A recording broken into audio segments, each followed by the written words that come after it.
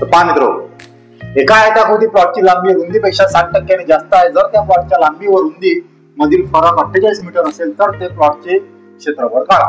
काय करावं यासाठी सांगता, सरळ पहा. मी काय करून पहिले मला म्हणते 60% जास्त आहे. 60% फ्रॅक्शन किती येतं भाऊ? तर 3/5 येते. कसा आला तर 3 60/100 तर 20 त्रिक 60 20 पंच 100 असं आलंय. 3/5 जास्त आहे म्हणजे 5 आणि 3 किती होईल भाऊ? 8/5. आता ह्या दोघातला फरक दिला इथं 3, यात फरक दिला 48 मीटर. म्हणजे मीच काय करेन इथं 48 याच्या भागाला आहे 3 करण, याच्या भागाला 3 किलो 16 हे माय होय एका युनिटची व्हॅल्यू. एका युनिटची व्हॅल्यू जर 16 आहे तर 8 म्हणजे किती भाऊ?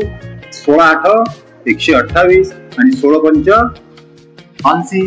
हे झाली माझी लांबी, हे झाली माझी रुंदी. ठीक आहे. आता आयताच्या क्षेत्रफळाचा फॉर्म्युला काय? आयताचे क्षेत्रफळ बरोबर असते आपली लांबी गुणिले रुंदी. लांबी किती आहे माई? 128 आहे. रुंदी किती आहे भाऊ? 80 आहे. याला सोडलं तर 8 12 96 आणि 1 0 या 1 0 या म्हणजे 9600 आणि 8 8 64 आणि ह्या 1 0 640 0 4 6 6 1202 8 1 9 1 10. हेच माय आन्सर आहे 10,240 मीटर स्क्वेअर. ऑप्शन दुसरं. जर व्हिडिओ आवडला असेल चॅनल सबस्क्राईब करा, लाईक करा.